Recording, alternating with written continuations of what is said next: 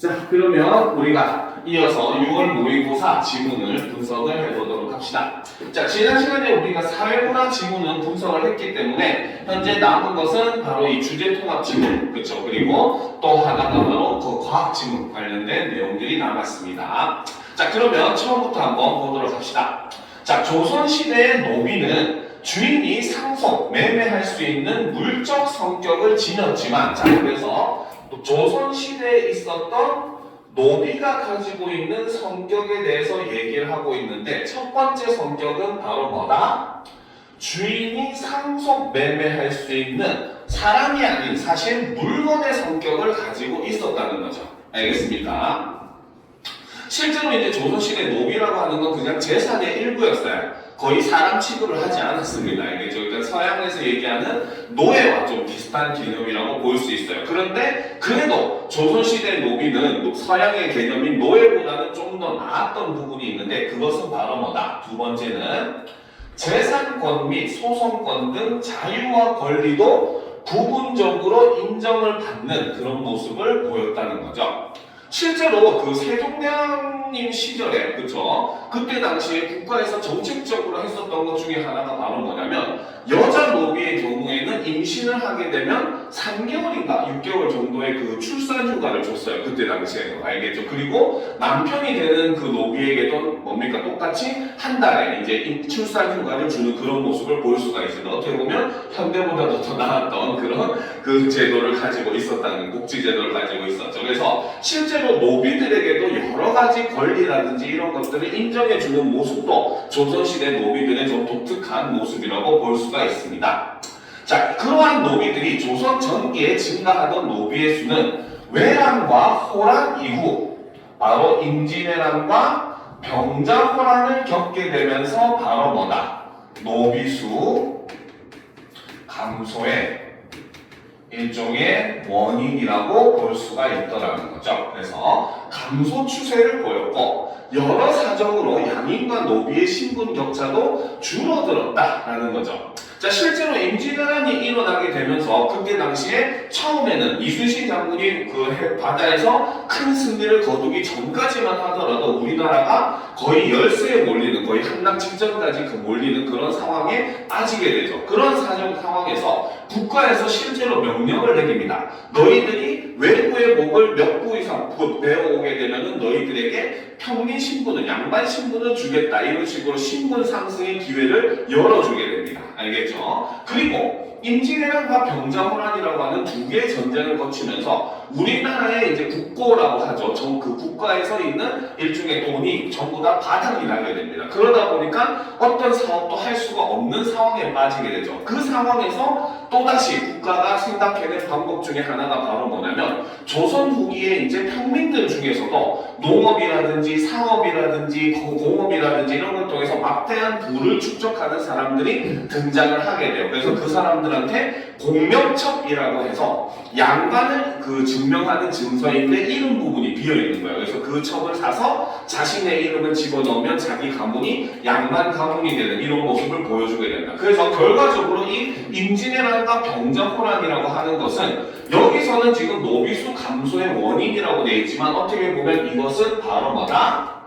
신분제도의, 그렇죠? 변화를 가지고 일으킨 근본적인 원인이라고 볼 수 있더라는 겁니다. 알겠죠? 자, 그래서 이러한 변화는 노비에 대한 인식의 변화로 이어졌고, 그래서 이러한 변화로 인해서 무엇이 노비에 대한 인식 변화가 발생을 했고, 그러다 보니까 이전에는 찾기 어려운 양반들의 노비에 대한 글로 구체화되었다. 그래서 양반들이 노비에 대해서 글을 쓰기 시작하는 모습도 이때 이후로 발견이 되기 시작했다는 거죠. 자, 그러면 내용을 간단하게 한번 정리를 해보도록 합시다. 바로 조선시대 노비에 대해서 분석을 한번 해보도록 합시다. 자, 일단 이 노비는 어떤 성격을 지녔느냐? 자, 첫 번째는 바로 뭐다? 주인이 상속, 매매할 수 있는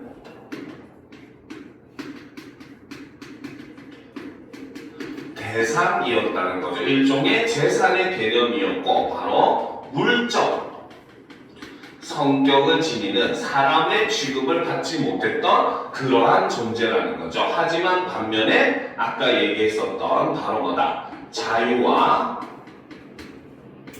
권리도 부분적으로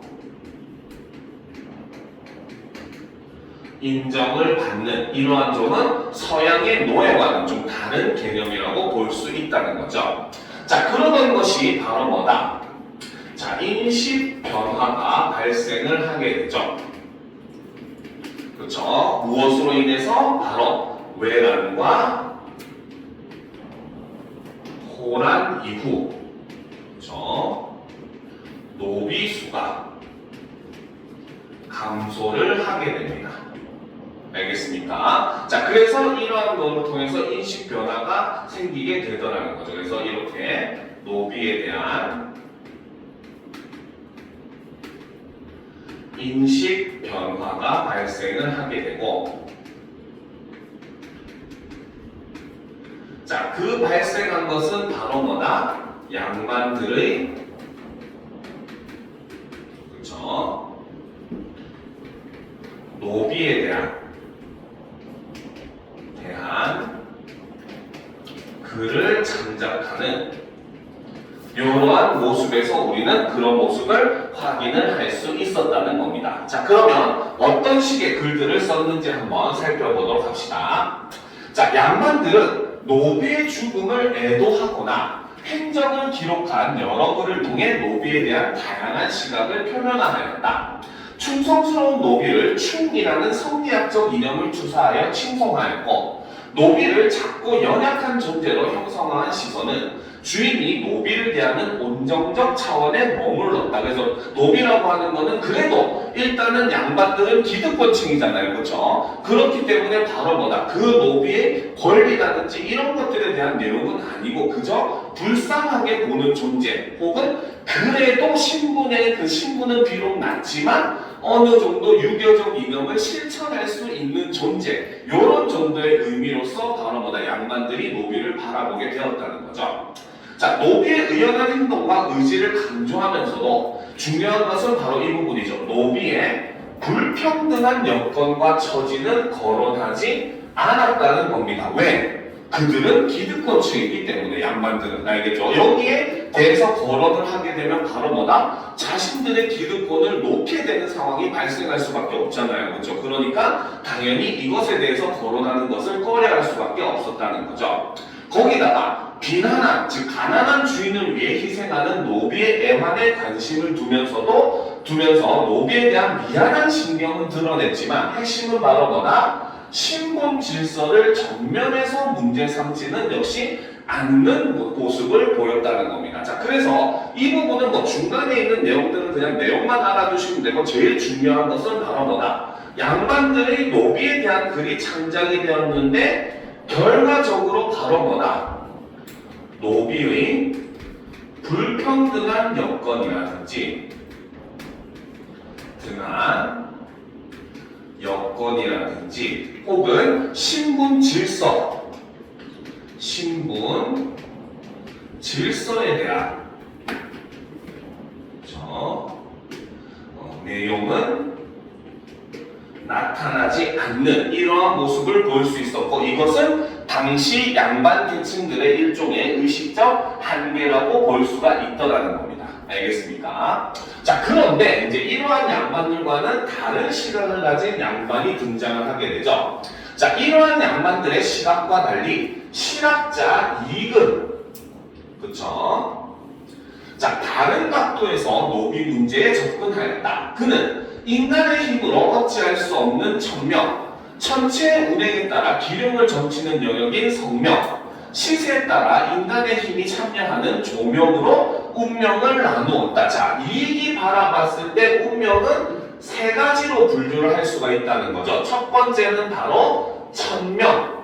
천명이라고 하는 것은 바로 뭐다? 인간의 힘으로는 어찌할 수 없는 운명이라는 거죠. 즉 한자를 풀이하면 뭡니까? 하늘 천자에 이름 명자를 쓰는 거, 명령하다 할 때 명자를 쓰고 있습니다. 알겠죠? 그러니까 이것은 바로 뭐다? 하늘로부터 받은 운명, 즉 태어날 때부터 가지고 있는 운명이라고 볼 수 있다는 거죠. 즉 바로 뭐다? 노비로 태어난 사람은 결국 노비로 살고, 양반 가문에서 태어난 사람은 양반으로 살고, 즉 이런 것들은 사람의 힘으로 어찌할 수 없는 바로 뭐다? 태어날 때부터 갖고 있는 천명이라는 겁니다. 알겠죠? 그리고 반대로 두 번째는 바로 뭐다? 천체 운행에 따라 기름을 점치는 영역인 성명.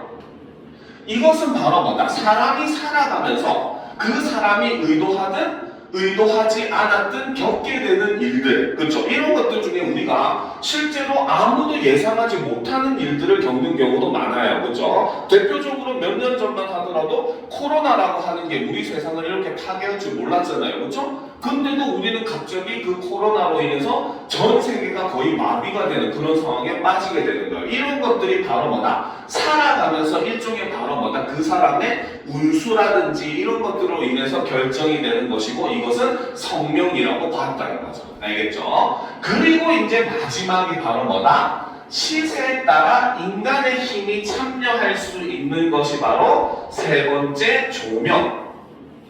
그렇죠? 즉 바로 뭐다? 이거는 사람의 노력으로 인해서 바꿀 수 있는 운명이라는 겁니다. 우리가 뉴스나 이런 데 보면은 그런 건 뉴스들 가끔씩 나와요. 그렇죠? 물론 이거는 사람들에게 일종의 희망을 심어주기 위한 뉴스기는 하지만, 뭐 뉴스에 보면 어떤 가난한 집에서 혹은 뭐 보육원에서 자란 아이가 열심히 공부해가지고 뭐 굉장히 뭐 최연소로 뭐 혹은 뭐 어디 뭐 서울대 뭐 법대 합격했네, 의대 합격했네, 이런 뉴스들 가끔씩 나오잖아요, 그렇죠? 이런 것들은 바로 뭐다? 자신이 힘겹게 노력을 해가지고 자신의 그런 태어나고 자라오면서 겪게 된 운명을 뒤바꿀 그러한 개념으로서 볼 수가 있다는 거죠. 알겠죠? 그래서 이때 천명과 성명이라고 하는 것은 바로 뭐다? 인간이 하는 일에 관여하지 않는 자연의 이치라는 겁니다. 그 말은 이것은 바로 뭐다? 인간의 힘으로 변화시킬 수 없는 것이라고 없는 운명이라고 볼 수 있는 거죠. 우리가 어떤 집에서 태어나는 것을 원해서 태어나는 게 아니라는 겁니다. 알겠습니까? 그러니까 이런 것들, 태어나면서 어떤 가문에서 혹은 어떤 신분으로 태어나는지, 그리고 살아가면서 어떠한 일을 겪게 되는지, 이런 것들은 하늘이 결정하는 것이지 인간이 결정하는 것이 아니라는 거죠. 하지만 반면에 조명은 바로 뭐다? 인간이 능동적으로 대처하면서 빈부귀천 등을 바꾸어가는 것이다. 즉, 이 말은 이걸 바로 뭐다? 인간의 힘으로 변화가 가능한 운명이다. 이렇게 보았다는 겁니다. 알겠죠? 자, 그는 조명의 대상을 왕과 고관대작으로 한정했던 이전 학자들의 논의와 달리 핵심은 바로 뭐다? 이러한 논의를 노비를 포함한 모든 사람으로 확대를 하는 모습을 보여줬다는 겁니다. 실제로 조선시대에는 대표적인 예가 있었죠. 그렇죠? 바로 누굽니까? 장영철 같은 사람은 원래 천민 출신이었습니다. 그럼에도 불구하고 과학에 대한 그런 재능, 열정 이런 것들이 세종대왕의 눈에 띄어가지고 천민임에도 불구하고 굉장히 높은 관직에까지 올라가게 되는 그런 모습을 우리가 볼 수 있었다는 거죠. 이거는 당시로는 정말로 너무나 파격적인 대우였습니다. 알겠습니까? 그런데 이제 그런 것은 바로 뭐다? 이익의 입장에서는 바로 조명을 바꾸어가지고 자신의 운명을 바꾼 것이다 라고 인식이 가능하다는 거죠. 알겠습니까? 자, 그러면 이제 이것을 우리가 한번 정리를 해보도록 합시다. 자, 바로 이 노비에 대한 인식이 세 번째로 제시된 사람이 바로 실학자인 이익의 생각이라는 거죠. 그렇죠? 자, 실학자 이익에게 있어서 첫 번째 운명이라고 하는 것은 세 가지로 분류를 할 수 있다고 했어요. 바로 첫 번째는 천명. 천명이라고 하는 것은 바로 뭐다? 인간의 힘으로 어찌할 수 없는 것이라고 이야기를 했죠. 즉, 하늘로부터 받게 되는 그러한 운명이라고 보았고, 자, 두 번째 성명이라고 하는 것은 바로 무엇이다? 바로 이것도 역시 마찬가지 천체의 운행에 따라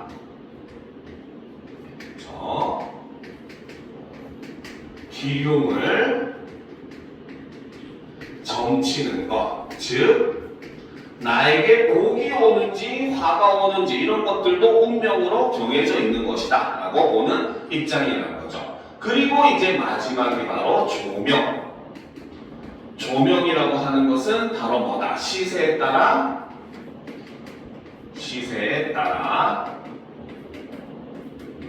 인간의 힘이 참여를 하는 것, 이것이 바로 조명이라고 보았다는 거죠. 자, 이것을 이제 다시 나눴을 때 천명과 성명은 바로 무엇이다? 바로 자연의 이치인 것이고, 그렇기 때문에 이것은 인간이 변화시킬 수 없는 것이라고 봤다는 거죠. 반면에 조명은 바로 무엇이다? 바로 능동적으로 대처가 가능하다는 점에서 요 천명, 성명과 조명은 차이점을 보이고 있다. 이렇게 볼 수가 있다는 거죠. 자, 그런데 실학자의 이 운명에 대한 개념의 가장 핵심적인 것은 바로 뭐다? 바로 조명의 대상이 바로 어떻다? 모든 사람, 즉 노비도 포함이 되더라는 거죠.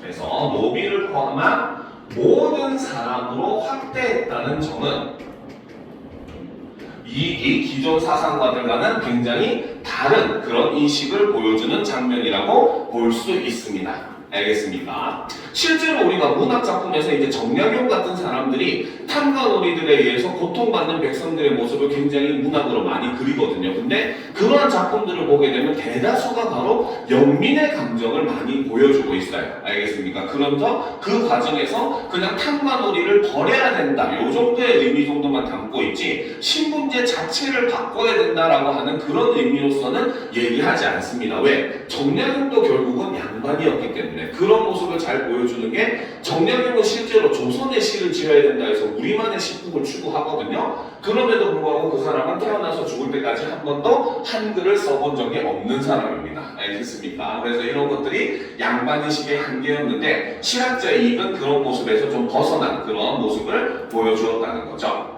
그는 사회의 전 구성원이 주어진 상황에서 각자의 노력으로 운명을 변화시킬 수 있다고 보았다. 그러면 여기서 각자의 구성원이 주어진 상황에서 각자의 노력으로 운명을 변화시킬 수 있다라고 보았을 때 이 운명은 바로 뭐가 된다? 앞에서 얘기했던 조명이 된다는 거죠. 그렇죠? 자, 신분은 세습이 아닌 개인의 재주와 덕행에 따라 결정되어야 한다고 본 그는, 자, 여기서 여러분들에 대한 함정이 조금 발동을 하게 됩니다. 알겠죠? 자, 이 사람은 신분은 세습이 아닌 개인의 재주와 덕행에 따라서 결정되어야 한다라고 얘기를 했다는 거죠. 그렇죠? 그 말은 거꾸로 얘기하면 바로 뭐다? 이 사람은 신분제를 뭡니까? 부정적으로 보았다. 혹은 신분제에 대해서 반대했다. 맞을까요? 틀릴까요? 이것은 틀린 말입니다. 알겠죠? 이 사람은 바로 뭐다? 신분제 자체를 부정한 것은 아니라는 점을 여러분들이 꼭 유념을 해 주셔야 돼요. 알겠죠? 기존과 다른 점은 우리가 일반적인 조선시대에는 신분은 세습에 의해서 결정이 되었죠. 그죠? 양반 가문에서 태어나면 양반, 노비 가문에서 태어나면 노비, 이렇게 결정이 됐다는 겁니다. 근데 실학자의 이익은 바로 뭐다? 세습이 아니라 개인의 재주와 덕행에 따라서 뛰어난 사람은 양반으로, 그렇지 못한 미천한 사람은 평민이나 노비로 이렇게 만들어야 된다고 주장을 했다가, 결과적으로 바로 뭐다? 이 사람은 신분제 자체를 부정한 것이 아닌 기존의 신분 질서를 유지하는 것을 이제 주장을 했었던 사람이라고 볼 수 있다는 거죠. 알겠죠? 자, 그래서 그는 노비의 매매와 세습을 금지하면 노비가 점차 사라질 것이라고 주장했다. 그 말은 거꾸로 얘기하면 역시 노비제 자체를 폐지해야 한다고 주장한 것은 아니라는 겁니다. 무슨 말인지 알겠죠? 그래서 노비의 자연적인 감소 그리고 소멸을 얘기를 한 거지 노비제 자체를 폐지해야 된다라고 본 것도 역시 아니라는 점도 여러분들이 유념을 해 주셔야 되는 부분이에요. 알겠죠? 자, 이처럼 그는 양반 중심의 사회에서 벗어나 모두에게 기회를 개방하고자 하였다. 그에게 인간 삶의 변화는 각자가 감당해야 할 몫이었고 그래서 이익에 있어서 인간 삶의 변화라고 하는 건 결국은 뭐다? 각자의 몫이라는 거죠. 자, 그렇기 때문에 그 속에서 국가가 해야 되는 역할은 바로 뭐다? 조명이 가능한 최소한의 기반을 보장해주고 결과에 개입하지 않는 것. 어떻게 보면 이런 모습은 현대사회의 모습과 좀 닮아있는 그런 모습을 볼 수가 있어요. 왜? 현대사회도 바로 뭡니까? 여러 가지 기초생활수급제도라든지 사회보장제도라든지 이런 걸 이용해서 그래도 최소한의 인간다운 생활은 할 수 있도록 지원을 해주잖아요. 그렇죠? 하지만 그러한 여건 속에서 결과적으로 그 사람이 무엇을 이루고 무엇이 될지는 결국 그 사람의 몫인 것이고 거기에 결과에 대해서는 정부가 결코 개입하지 않는 그런 모습을 보여주는 게 어떻게 보면 근대 사회제도의 모습을 닮아있다라고 볼 수 있다는 겁니다. 알겠죠? 자, 그러면 이제 마지막 부분을 정리를 해보도록 합시다. 자, 그래서 운명을 이렇게 세 가지로 나누어서 보는 뭡니까? 실학자 이익은, 그렇죠? 두 번째, 그렇죠? 자, 모든 사회 구성원은 어떻다? 바로 주어진 상황에서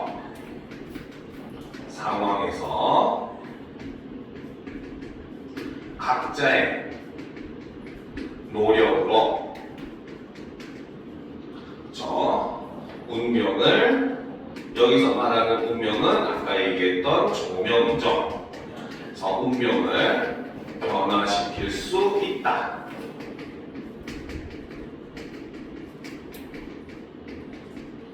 이렇게 보았다는 거죠. 자, 그래서 이 실학자 이익에 있어서 신분이라고 하는 것은 바로 무엇이다? 세습이 아닌 개인의 재주와 덕행에 따라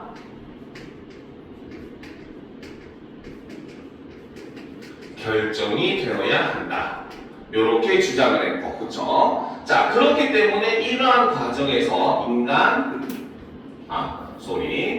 노비라고 하는 것은 바로 뭐다? 바로 매매, 세습을 금지시키면은 자연스럽게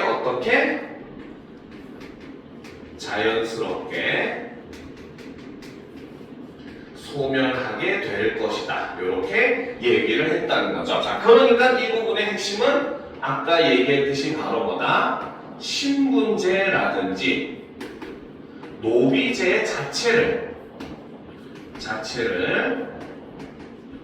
부정한 것이 아니라는 점에 우리가 반드시 유념을 해줘야 된다는 거죠. 알겠습니까? 자, 그리고 이제 마지막으로 세 번째. 그렇죠? 세 번째는 잘 보이게 여기다 써줄게요. 세 번째. 자, 인간 삶의 변화라고 하는 것은 이익에 있어서는 바로 뭐다? 각자의 몫이라는 거죠. 즉, 개인의 역량에 달린 것이다. 라고 얘기했다는 거죠. 자, 그렇기 때문에 이 과정에서 국가는 어떤 역할을 한다? 바로 조명이 가능한 최소한의 기반을 보장해주고 거기에 플러스 바로 뭐다? 결과에 개입을 해서는 안 된다고 보는 것이 바로 실학자 이익의 생각이었다. 이렇게 정리가 가능하다는 겁니다. 알겠죠? 자, 그러면 이제 그 다음 질문, 지문으로 보도록 합시다. 바로 19세기 말 민권에 대한 논의의 부분 한번 살펴보도록 합시다. 자, 여기서 민자는 백성 민자를 쓰죠. 그래서 백성들의 권리에 대한 인식이 19세기에 어떻게 변화해 왔는가, 요거를 한번 살펴보도록 합시다. 자, 19세기 말부터, 그쵸? 자, 서구의 기본권 사상이 우리나라에 유입이 되었다는 거죠. 자, 이것이 바로 뭐다? 자, 민권 논의의 계기라고 볼 수가 있더라는 겁니다. 그죠? 즉, 서구에서 사람이라고 하는 거는 바로 뭐다? 기본적으로 자유, 평등, 이런 권리들을 갖고 있다라고 얘기하는 그런 기본권 사상이 우리나라에 이제 유입이 되게 되더라는 겁니다. 그래서 그것이 알려지면서 민권에 대한 논의가 구체화되었다. 이모군란 이후 급진개혁파는 사회개혁의 핵심 중 하나로 민권 신장에 관심을 기울였다라는 거죠. 이모군란이 뭔지 알죠?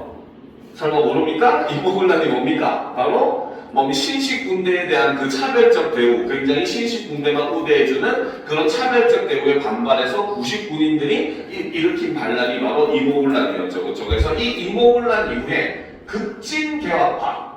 급진개혁파는 사회를 급격하게 혁명이라든지 혹은 기존의 국가를 무너뜨리고 새로운 국가를 만드는 이런 좀 과격한 방법을 통해서 굉장히 빠르게 급격하게 바꿔야 된다라고 하는 입장의 사람들입니다. 그래서 이 급진개혁파는 바로 뭐다? 민권의 신장에 관심을 기울였다는 거죠. 자, 그죠? 자, 그 중에 첫 번째 사람으로서 육일준이라고 하는 사람을 제시를 해줬는데, 육일준은 어땠다? 바로 근대 국가 달성을 위해 필요한 존재로 민의 주목을 했다라는 거죠. 즉, 근대 국가 달성을 위해서 반드시 필요한 일종의 국가의 기반의 존재로서 무엇을 보았다? 민을 보았다는 거죠. 그렇죠? 이것이 바로 민, 백성이라는 것이죠. 그렇죠? 자, 그는 국민에게 절대적인 천부인권 이외에 사회계약에 의한 상대적 권리인 인위적 권리가 있고, 자, 민에게 있는 권리는 무엇이 있다? 첫 번째는 절대적인 천부인권이 존재를 하고, 그 다음 두 번째는 바로 뭐다? 사회계약에 의한 상대적 권리인 인위적 권리, 두 개의 권리가 존재를 한다는 거죠. 자, 여기서 이제 우리가 또 한 가지 알 수 있는 것은 바로 뭐다?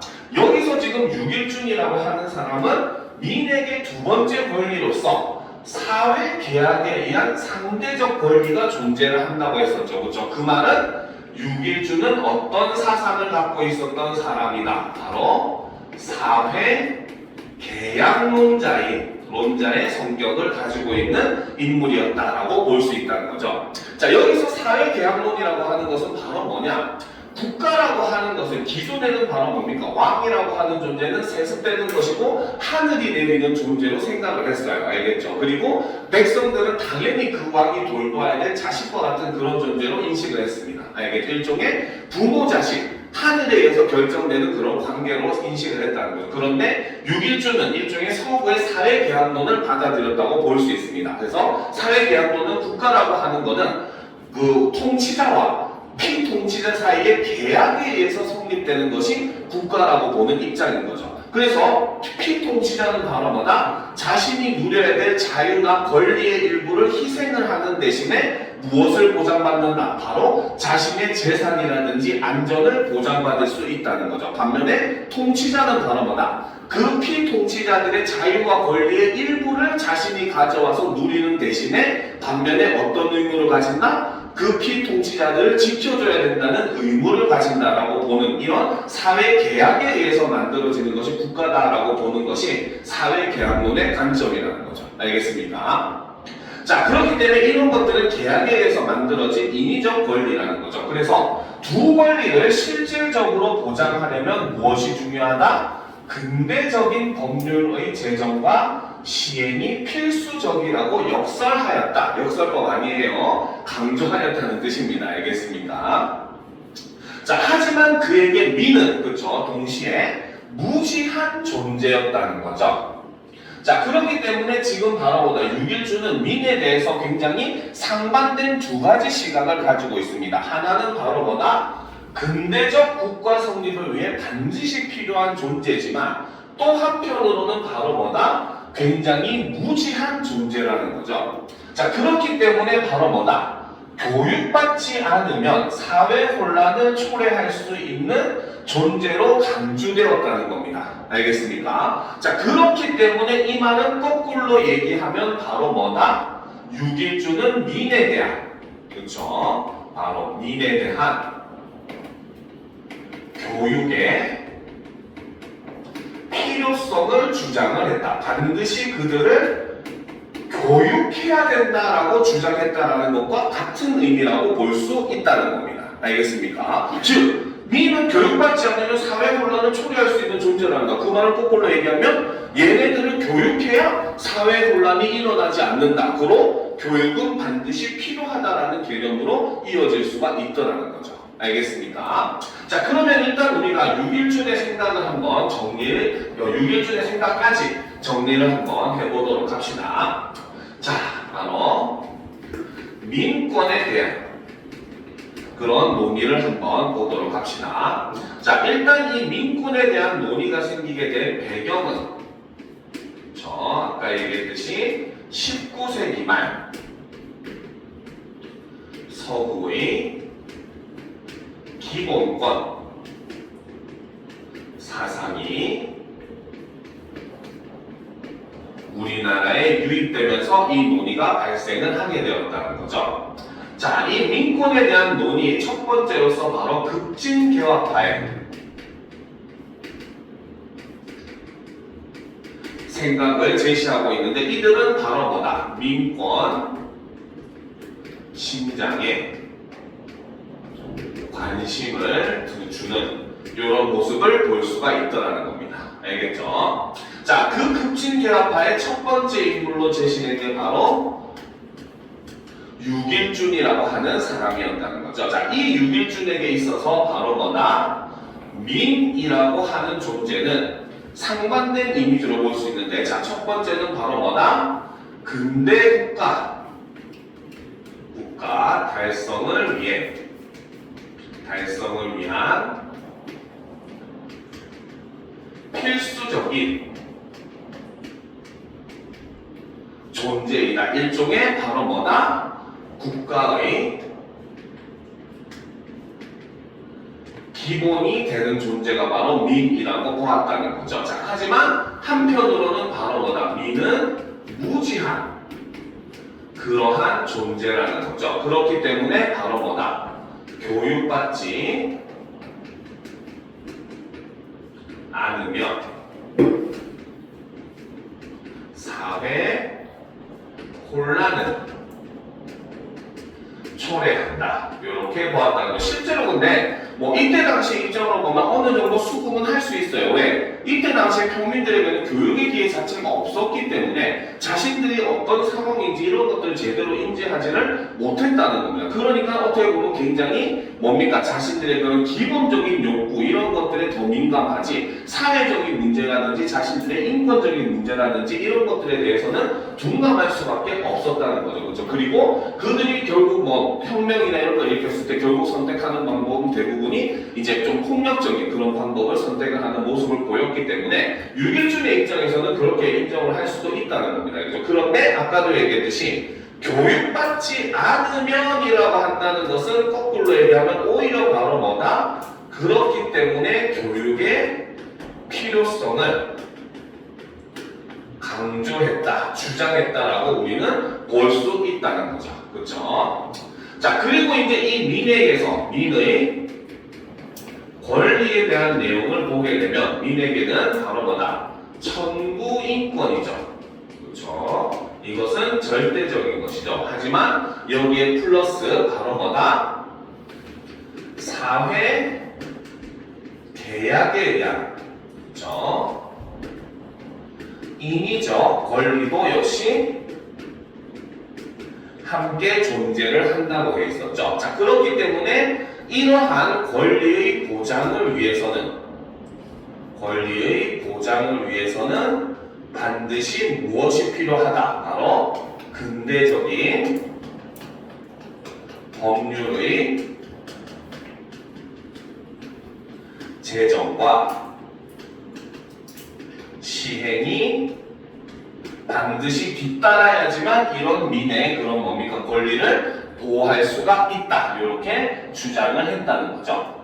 그렇죠? 자, 그러면 이제 두 번째 사람이 잠깐 간단하게 나옵니다. 두 번째 사람도 간단하게 한번 살펴보도록 합시다. 자, 박영효는, 그렇죠? 두 번째 인물로는 박영효가 이렇게 제시가 되고 있죠.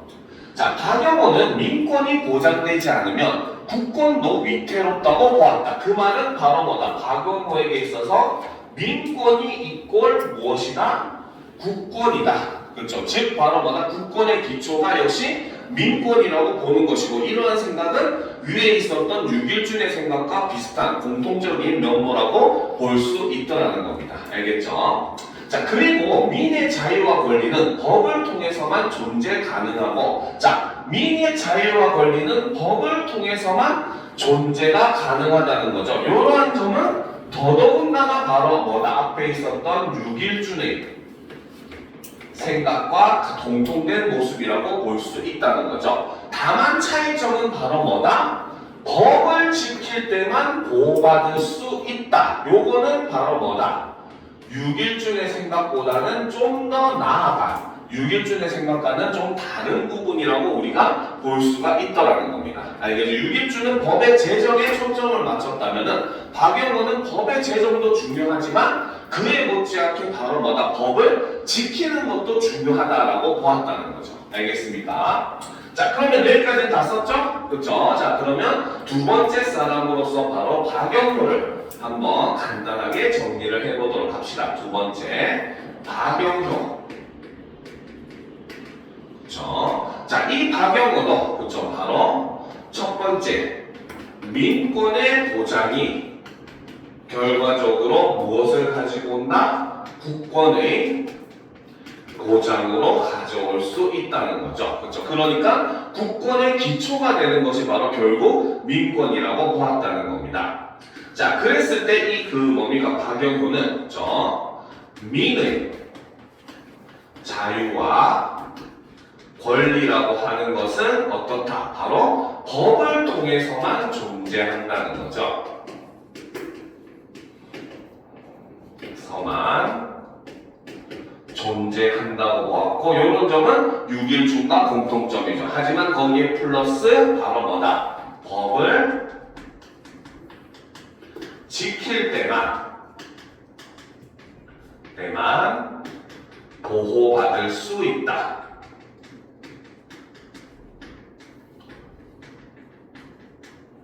이렇게 보았던 것이 바로 유길준과의 차이점이라고 볼 수 있더라는 겁니다. 알겠죠? 자, 그 다음 이제 시각으로 넘어가 봅시다. 지금까지는 급진계합파의 시각을 살펴봤다면 두 번째는 바로 김윤식을 비롯한 온건계합파의 시각을 한번 살펴보도록 합시다. 자, 온건계합파는 자, 국가의 노비 세습 금지령 공포에 대해 전적으로 지지한다는 입장을 그렇죠? 표명하면서도 인간은 타고난 능력에 따라 귀천이 생기고 이에 따라 부임을 받는 것이 정당하다고 주장하였다. 즉, 국가의 노비 세습 금지령 공포에는 전적으로 지지를 하는 입장을 보였다는 거죠. 이것은 바로 뭐다? 민의 평등을 인정하는 입장이라고 볼 수가 있더라는 겁니다. 알겠죠? 자, 하지만 반면에 그럼에도 불구하고 인간은 타고난 능력에 따라 귀천이 생기고 이에 따라 부임을 받는 것이 정당하다라고 보았다는 것이고, 이것은 신분차별을 정당화하는 이러한 성격을 가지고 있다는 거죠. 그런데 이러한 태도는 바로 뭐다? 앞에서 봤었던 실학자인 이익의 생각과 굉장히 일치하는 부분이라고 볼 수 있더라는 겁니다. 알겠죠? 다만 다른 점은 바로 뭐다? 이것도 완전히 같죠, 그렇죠? 이익도 바로 뭡니까? 노비를 세습하거나 매매하는 걸 금지하면은 자연스럽게 노비는 감소하다가 사라질 거라고 얘기했잖아요. 그렇죠? 그러니까 세습에 반대하는 모습도 동일합니다. 알겠죠? 하지만 반면에 역시 신분제 자체를 부정하는 것은 아니라는 측면에서도 역시 온건개혁파의 태도는 실학자인 이익의 태도와 굉장히 유사한 모습을 보인다고 생각할 수 있더라는 거죠. 알겠습니까? 자, 그러면 이제 역시 온건개혁파의 내용도 간단하게 정리를 해보도록 합시다. 자, 바로 세 번째. 지우고 세 번째 온건 개혁파. 자, 온건 개혁파는 바로 첫 번째로 바로 뭐다? 자, 국가의 노비 세습 금지령 공포를 지지하는 이런 모습을 보여줬다는 거죠. 이것은 바로 뭐다? 민의 평등을 인정하는 그러한 모습이라고 볼 수 있죠. 하지만 또 반면에 바로 뭐다? 인간은 타고난 능력에 따라 귀천이 발생한다. 이렇게 얘기했다는 거죠. 이것은 바로 뭐다? 신분 차별을 정당화하는. 그래서 온건개혁파 자체가 기존의 질서를 유지하면서 차차 하나씩 바꿔나가자라는 입장이다 보니까 바로 신분제도 자체를 부정할 수는 없는 그런 모습을 보여준다는 거죠. 자, 그렇기 때문에 이 온건개혁파는 결과적으로 바로 뭐다? 양면적인 태도를 보여주고, 이러한 점은 아까 얘기했듯이 바로 뭐다? 가학을에서 나왔던 실학자인 이익의 생각과 굉장히 공통점을 가지고 있는 부분이다. 이렇게 볼 수 있다는 거죠. 자, 민권에 대한 개혁파의 주장은 여러 상황과 맞물려 가보개혁의 신분제 폐지라는 법제상 조치로 이어졌지만, 자, 이 가보개혁 때 어떤 일이 일어났다? 바로 신분제가 폐지되는 법제상 조치로 이어졌다. 즉, 법의 신분제를 폐지한다는 것이 결국 명문화되었다는 겁니다. 법적으로는 완전히 폐지가 되었다는 거죠. 알겠습니까? 그런데 사람의 의식은 쉽게 변하지 않죠. 실제로 인도 같은 경우 지금 모습을 보면은 딱 이때의 우리나라 모습이라고 생각하시면 됩니다. 인도는 지금 어때요? 법적으로는 카스트 제도가 사라졌어요. 하지만 여전히 뭡니까? 불가촉 천민, 그 다음에 뭐 브라만 계급, 그 다음에 뭐 여러 어떤 계급, 이런 식으로 계급이 의식적으로는 여전히 남아있는 모습을 보여주잖아요. 그렇죠? 이때 당시 우리나라도 완전히 똑같았습니다. 알겠죠? 실제로 문학 작품 중에 보면 YMCA 야구단이라는 이제 연극이 있거든요. 영화로도 만들어졌는데, 거기서 보면 우리나라 최초의 일제 강점기에 들어가기 직전이죠. 그렇죠? 우리나라에 YMCA가 생기면서 거기서 최초로 야구단을 창립을 하게 되죠. 그래서 사람들의 신분과의 상관없이, 왜? 서양은 신분제, 노예제가 다 폐지가 된 상황이었기 때문에 신분과의 상관없이 사람들을, 그 선수들을 모읍니다. 그래가지고 연습을 시키는데, 야구라는 경기가 어때요? 사람이 빠르게 수비수가 공을 던져주면은 다른 수비수가 받아서 상대방 공격수를 터치해야 수비수가 이길 수 있는 거잖아요. 공격수를 아웃시키는 거잖아요. 그렇죠? 근데 노비가 양반님 공 갑니다 하고 얘기하면서 던지고 있고, 양반은 노비가 던졌다는 이유로 쓱 피해가지고 공을 받지도 않습니다. 알겠죠? 그러면서 하는 말이 쌍놈이 던진 공을 어떻게 받느냐 말이냐 이렇게 얘기를 합니다. 알겠습니까? 그러니까 법적으로는 신분제가 폐지가 됐지만 여전히 사람들의 인식 속에서는 차별이 존재를 했다는 거죠. 그렇기 때문에 이 글에서도 보면 법제상의 조치로 이어졌지만 노비는 여전히 잔존했고 사회적 차별도 지속되는 모습을 보여줬다는 거죠. 그래서 법의 변화가 사회의 변화까지 이끌어내지는 못했다는 겁니다. 알겠죠? 자, 이러한 상황에서 독립협회는 자유와 평등은 하늘이 준 권리임을 근거로 노비 소유와 매매를 맹렬히 비판하였다. 자, 그 다음 이제 독립협회가 바로 뭐다? 자유와 평등은 하늘이 준 권리라는 거죠. 그래서 이를 통해서 노비 소유와 매매를 맹렬히 비판하는 이러한 모습을 보여주었다라는 거죠. 자, 그러면 이제 저 정리를 한번 해보도록 합시다. 자, 네 번째, 그쵸, 바로 갑오개혁을 통해서, 그쵸, 바로 신분제 폐지가, 그쵸, 바로 법제상 조치로 이어졌다는 거죠. 즉 법률적으로 신분제를 폐지했다는 겁니다. 하지만 여전히 바로 뭐다? 바로 노비는 잔존했고, 그쵸? 그 다음에 사회적 차별도 지속이 되는 이런 모습을 보여줬다는 거죠. 자, 그리고 그 이후에 독립협회가 그쵸? 자, 바로 자유와 평등이라고 하는 것은 바로 무엇이다? 하늘이 준 권리다. 즉, 전부 인권이다. 라는 거죠. 그렇기 때문에 이를 근거로 바로 뭐다? 노비의 소유, 매매를 비판하는 이러한 모습을 볼 수 있었다는 거죠. 자, 그러면서 이제 마지막 사건이 등장을 하게 됩니다. 자, 좀 올려놓고 보도록 합시다.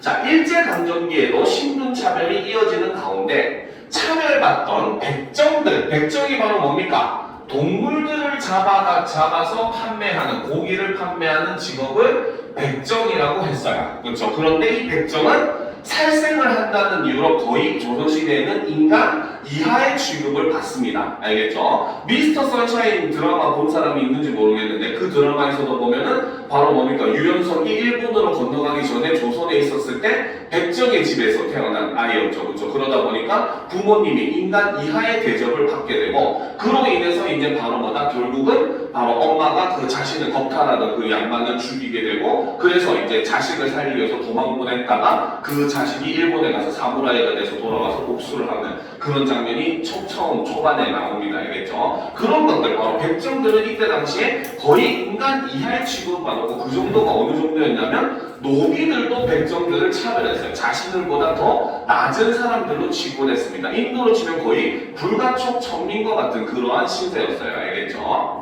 자, 그렇기 때문에 그런 그 백정들의 인권 존중을 요구하는 운동이 형평운동이 전개되었다는 거죠. 자, 이 형평운동은 처음으로 과정을 보게 되면 첫 번째, 1923년에 경남 진주에서 그 형평사라고 하는 조직이 조직되면서 시작이 됐다는 겁니다. 자, 그러던 것이 두 번째.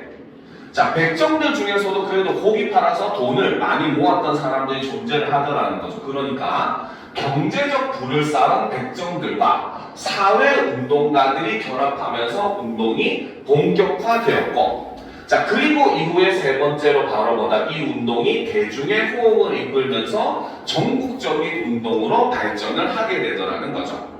그렇죠? 자, 이 운동은 인간의 존엄성과 평등을 이루려는 존엄성과 평등을 이루려는 인권운동이자 참여자들에게 실질적인 혜택을 제공하는 공동체 운동의 성격을 지녔다. 이것이 바로 형평운동의 두 가지 성격이라고 볼 수 있고, 그것은 첫 번째는 인간의 존엄성과 평등을 이루려 하는 인권운동적인 측면과 플러스 바로 참여자들, 백정들이겠죠. 참여자들에게 실질적인 혜택을 제공하는 공동체 운동의 두 가지 성격을 가지고 있었다. 지금으로 따지면은 바로 뭐다? 신분을 상승하기 위한, 신분을 인권을 수호하기 위한 인권 운동이자 반대로 자신들 이익단체들의 이익을 추구하는 그런 사회적 시민운동과 같은 그런 모습을 보여줬다는 거죠. 자, 이 운동의 도화선이 교육차별이었던 만큼 사회적 대우를 받으려면 소양을 갖춰야 한다는 인식에 따라 교육활동이 펼쳐졌다. 즉, 이 운동이 시작된 게 바로 교육차별. 백정은 교육도 받을 기회조차도 박탈을 해버렸다는 겁니다. 알겠죠? 왜? 실제로 이때 당시 위에서도 보면 경제적 부를 쌓은 백정들이 등장을 하게 돼요. 그러니까 이 사람들이 부모가 그 돈을 어느 정도 벌게 되니까 어떤 욕심이 생깁니까? 자기 자식은 이런 일을 시키지 않으려고 하는 거죠. 여러분들 부모님도 마찬가지일 겁니다. 알겠습니다. 그러니까 어때요? 자기 자식을 교육을 시키려고 했는데 그 교육을 차별로 인해서 못 받게 돼버린 거죠. 그러니까 그것에 대한 반발로 일어난 운동이었다는 거죠. 그렇기 때문에 교육 활동을 펼치게 되고, 그리고 회원들은 인간의 존엄과 평등을 실현하기 위한 활동을 일상에서 실천하고 이를 제도화하고자 분투하였다라는 겁니다. 알겠죠? 자, 그러면 이제 6번째로 형평운동의 내용을 정리를 한번 해보도록 합시다. 자, 6번째는 바로 형평운동이 있었다는 거죠. 자, 이 형평운동은 바로 뭐다? 백정들의 인권 존중을 요구하는 그러한 운동이었다는 겁니다. 자, 그러면 첫 번째 이 운동이 일어나게 된 과정을 한번 살펴보게 되면, 자, 처음에는 바로 뭐다? 1923년 경남 진주에서 바로 뭐다? 형평사가 조직이 되면서 운동이 본격적으로 시작이 되게 된다는 거죠. 자, 그러던 것이 두 번째, 그렇죠? 바로 경제적 부를 쌓은 백정들과 사회운동가들이 결합을 하는, 그렇죠? 결합을 하게 됨으로써 운동이 본격화되는 이런 모습을 보여줬고, 결국 마지막에는 대중의 호응을 받게 되면서 이로 인해서 전국적으로 번지게 되었다라고 볼 수 있다는 거죠. 자, 이 형평운동의 성격을 살펴보면은 바로 뭐다? 인권운동의 측면도 존재하지만 플러스 바로 뭐다? 공동체 운동의 성격도 동시에 갖고 있는 이런 모습을 보여줬다는 거죠. 자, 그렇기 때문에 이들이 이제 핵심적으로 이제 주장했었던 내용은 바로 뭐다? 바로 교육에서는, 그렇죠? 이 교육이라고 하는 것이 바로 뭐다? 바로 형평운동의 도화선이었다는 거죠. 시작 지점이었다는 거죠. 그렇죠? 그러니까 이를 통해서 교육 활동을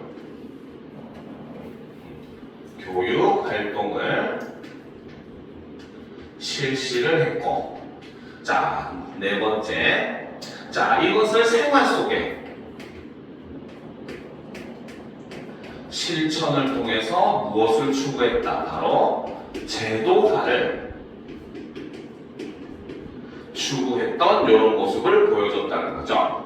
자, 다른 사회운동과의 연대를 통해 변화를 모색했던 형평운동은 내부 분열과 갈등, 일제 억압이 이어지면서 위축되었고, 1935년에 형평사가 대동사로 개칭되면서 운동 본래의 성격을 잃게 되었다라는 거죠. 즉, 여기서는 마무리는 그래도 좋지 못했던 운동이었다는 거죠. 하지만 그래도 불평등한 사회의 개혁을 추구한 이 운동은 이후의 인권운동에 적지 않은 영향을 끼쳤다. 이것이 바로 형평운동이 가지고 있었던 의의라고 볼 수 있더라는 겁니다. 알겠습니까? 그래서 이렇게 조선 후기 민권에 대한 사람들의 시각이 어떻게 변화해 왔는가라고 하는 것을 담고 있는 글이 바로 이 나글이다라고 볼 수 있더라는 거죠. 알겠습니까? 자, 시간 관계상 문제를 풀이할 시간은 없을 것 같아요. 바로 넘어가고 과학 지분 분석으로 넘어가도록 합시다. 알겠죠?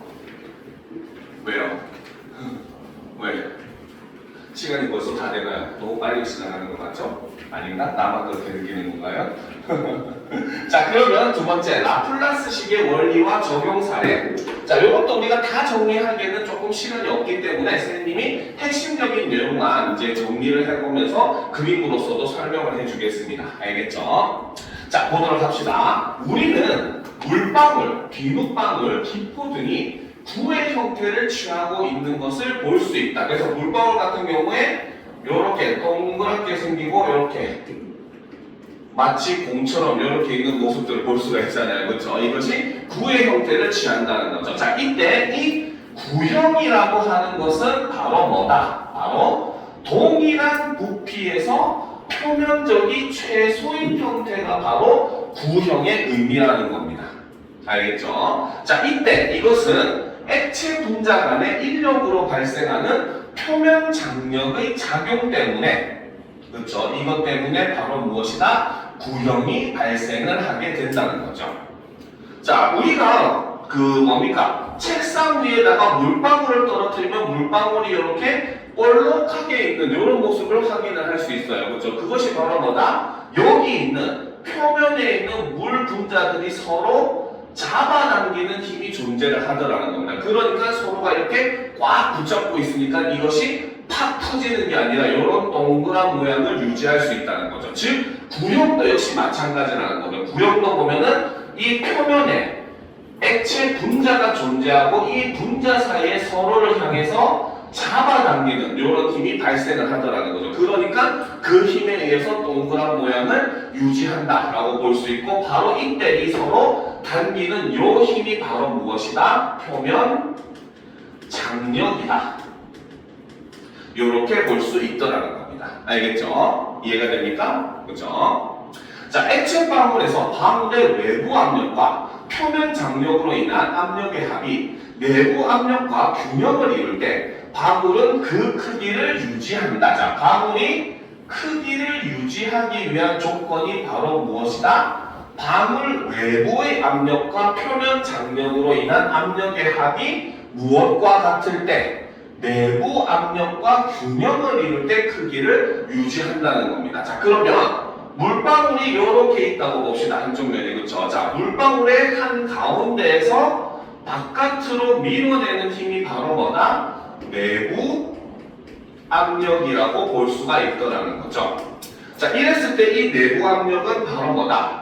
바깥에서 물방울을 쪼그리기 위해서 미는 공기가 가지고 있는 외부 압력과 거기에 플러스 바로 물방울의 표면 사이에서 물 분자 사이에 작용하는 표면 장력의 힘이 이 두 합이 내부 압력과 동일할 때 물방울은 크기를 유지한다는 거죠.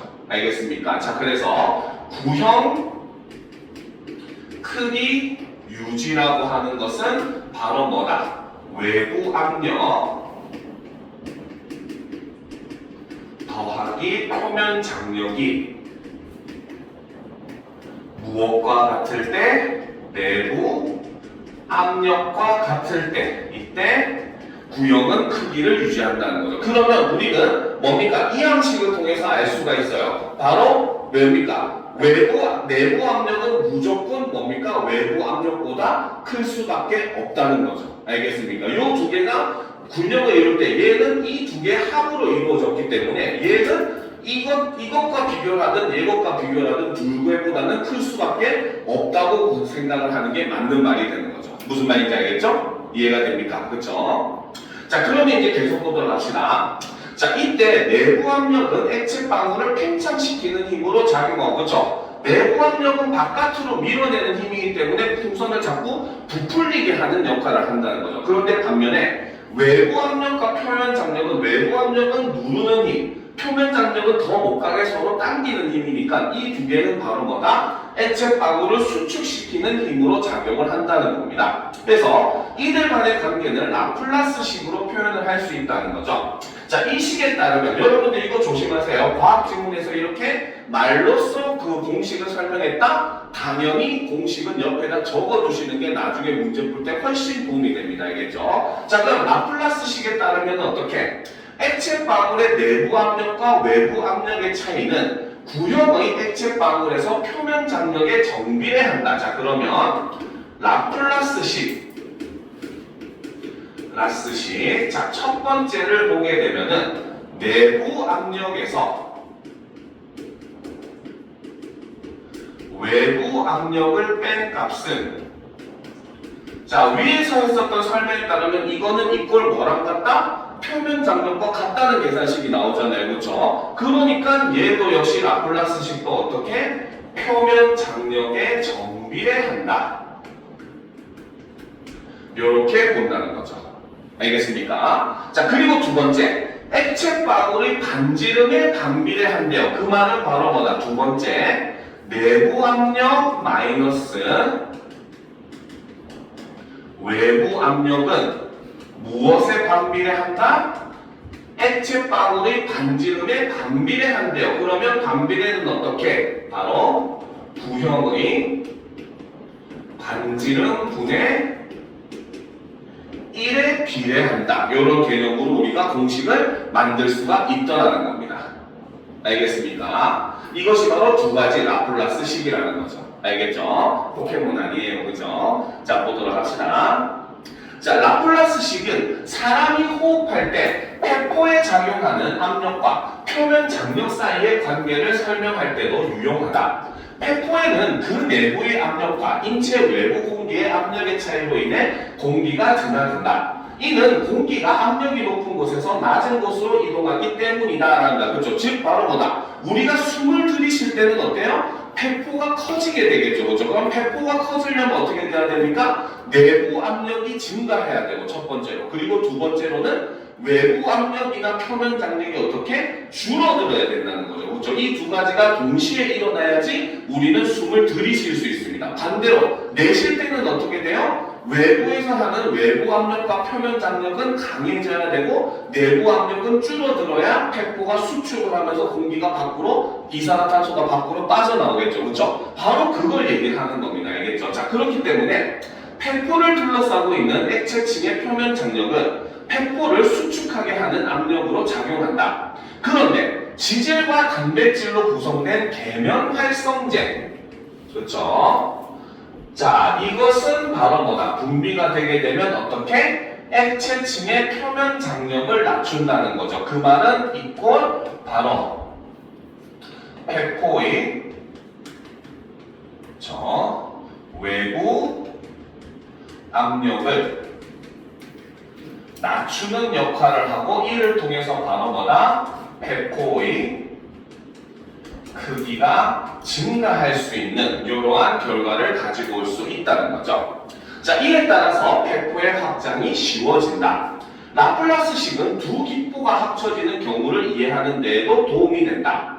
크기가 서로 다르고 구성물질은 같은 두 기포가 접하여 하나로 합쳐질 때 한쪽 기포에서 다른 쪽 기포로 공기가 이동한다는 거죠. 이것은 다른 말로 하면 바로 뭐다? 내부 압력이 어떻게 된다?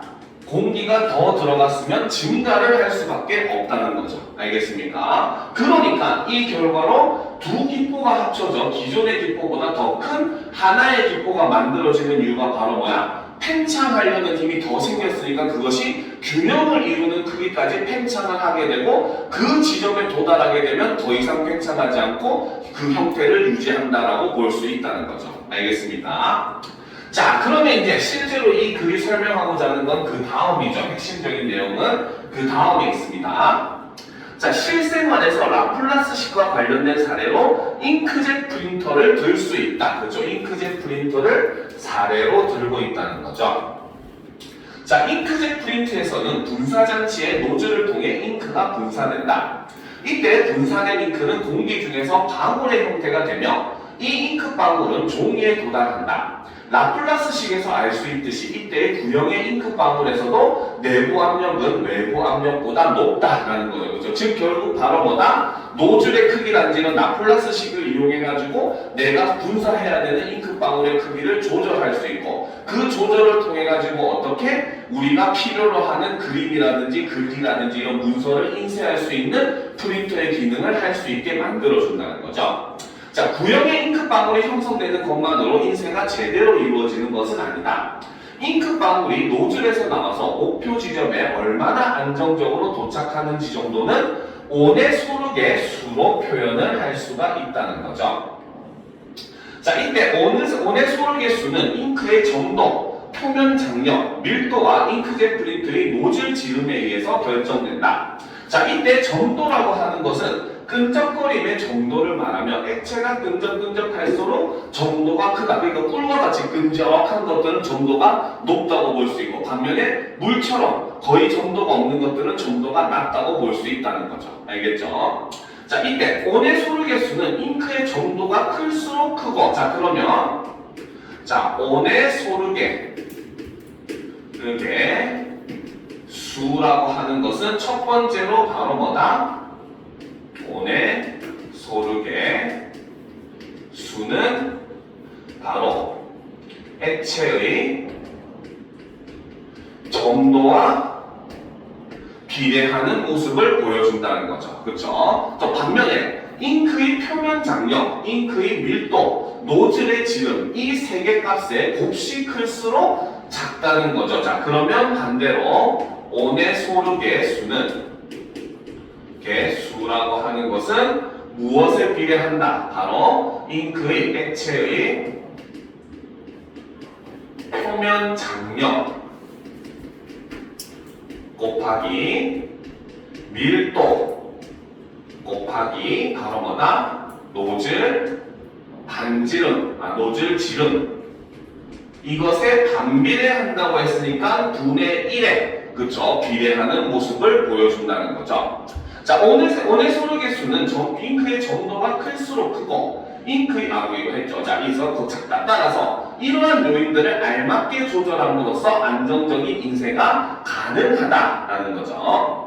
자, 일반적으로 온의 소르개수의 범위가 대략 0.1에서 1.0 사이이면 안정적인 인쇄가 가능하다. 그렇죠? 자, 이것이 바로 안정적인 인쇄가 가능한 범위라는 거죠. 가령 점도가 커서 온의 소르개수가 이 범위보다 크게 되면 이것은 바로 뭐다? 온의 소르개 수가 1.0보다 크게 되는 경우를 얘기한다고 볼 수 있다는 거죠. 이래 되면 잉크가 노즐 밖으로 나오지 못한다. 왜? 점도가 너무 높기 때문이라는 거예요. 그렇죠? 자, 이와 반대의 경우는 바로 뭐다?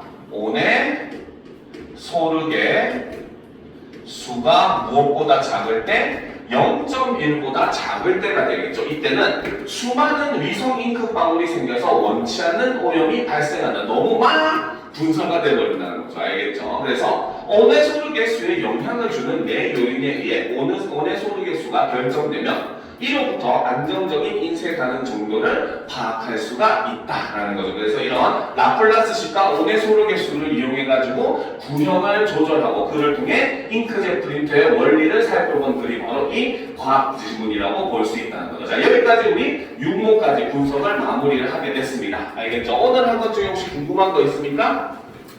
없습니까? 그죠? 여러분들 그 공지할 것이 있는데 여러분들 이제 사실 우리가 다음 주 하게 되고 그 다음 주 직후를 하게 되면 내신이 이제 끝나잖아요. 그죠? 그래서 이제 학원에서 이제 여러분들은 그 이후에 수능 대비하는 수업을 마련을 했어요. 그래서 수능 대비를 뭐 최저를 맞춰야 된다든지 수능을 노린다든지 하는 학생들 같은 경우에는 이제 이 수업을 들으면 좀 좋을 겁니다. 그래서 이 수업은 그 상상 모의고사라고 외부 교재를 가지고 와서 이제 수업을 하는 거예요. 그래서 이걸 통해서 사실 우리가 이 사이에는 내신 수업하느라 사실 제일 중요한 수능 특강을 여러분들이 좀 소홀히 했잖아요. 그렇죠? 그러니까 사실 이 상상 모의고사 같은 외부 지문을 이용하면은 조금은 그래도 시험에 나올 확률이 높은 지문들 위주로 해서 모의고사를 구성해서 제공을 해주기 때문에 이런 걸 분석을 통해서 어떻게 보면 그간 소홀했었던 수능 특강을 좀 한 번 더 볼 수 있는 기회라고 그 기회를 마련할 수 있을 것 같아가지고 선생님 학원 측에서 이런 외부 교재를 이번에 사용하기로 결정을 했어요. 알겠죠? 거기에다가 이제 그 외에도 뭐